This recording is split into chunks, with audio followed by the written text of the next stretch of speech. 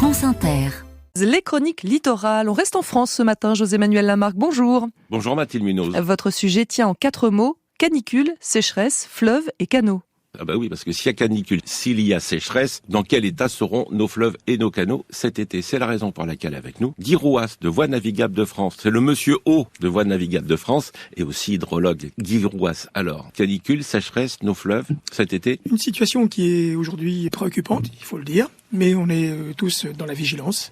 On se prépare à cette situation. On a une situation qui rappelle celle de 2022 aujourd'hui, avec un hiver qui, comme tout le monde l'a vu, très sec, un printemps qui, avec ces quelques jours de pluie, nous a permis de regagner un petit peu de confiance, mais encore pas suffisamment. Oui, parce qu'il ne pleut pas assez quand même. On a un déficit global, à la fois sur les nappes, qui constituent un élément important de notre ressource en eau, et puis sur les rivières.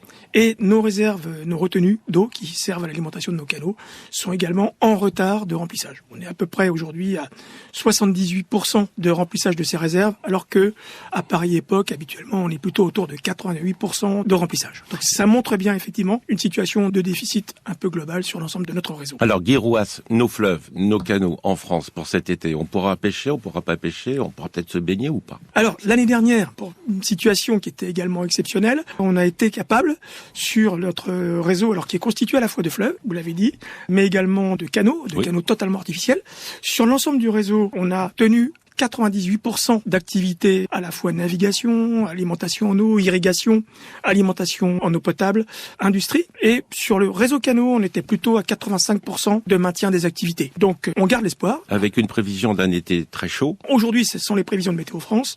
Un été qui s'annonce assez chaud, même plus chaud que la normale, pour les 3 prochains mois, qui peut avoir des conséquences sur un peu plus d'évapotranspiration, par exemple.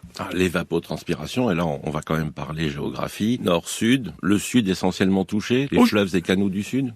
Aujourd'hui c'est le cas, Oui. C'est surtout sur la partie sud du pays où on a ce déficit le plus important. Alors, on le voit avec certaines terres agricoles. Absolument, c'est effectivement les Pyrénées-Orientales, une partie pour nous du canal du Midi, qui relie la Méditerranée à l'Atlantique. Là on a effectivement une situation sur la Montagne Noire, qui est notre château d'eau partagé avec d'autres acteurs. On voit que les réserves sont moins importantes cette année que les années passées. Et avec effectivement une situation qui préoccupe l'ensemble des acteurs, notamment du monde de l'agriculture. Pour l'été, d'abord il y a les agriculteurs, puis après il y a les vacanciers. Alors, on travaille étroitement avec l'ensemble des professionnels du tourisme. Beaucoup de territoires ruraux sont concernés par le tourisme fluvial. Et donc pour ça, on travaille avec l'ensemble des professionnels, que ce soit les croisiéristes sur les grands fleuves, au niveau local pour les coches de plaisance. Et donc là, on fait en sorte que les acteurs soient le mieux informés de la situation, partout, de manière à ce qu'ils puissent effectivement adapter leurs propositions de vacances aux différents territoires. Concernant le transport fluvial. Sur le réseau français, on a une particularité par rapport à d'autres réseaux. Nos grands fleuves sont aménagés. C'est-à-dire que vous avez 2 grands types d'aménagements sur nos fleuves, des grands barrages réservoirs. C'est le cas par exemple sur l'axe Seine. Vous avez un opérateur qui s'appelle Grand Lac de Seine, qui a constitué des grosses réserves d'eau, à peu près 800 millions de mètres cubes, qui pendant l'hiver se remplissent et permettent de réguler les débits en amont des fleuves, sur le bassin. À ça s'ajoutent nos propres aménagements, qui sont des barrages mobiles, implantés le long de ces fleuves et de ces rivières, et qui va permettre de réguler l'eau envoyée depuis ces grands barrages. Et donc ça, vous l'avez sur la Seine, sur d'autres grands axes, mais pas partout en Europe. Par exemple, sur le Rhin, la partie française est équipée, la partie allemande et néerlandaise ne l'est plus. C'est-à-dire vous n'avez plus de barrage à l'aval de, on va dire, globalement de Strasbourg,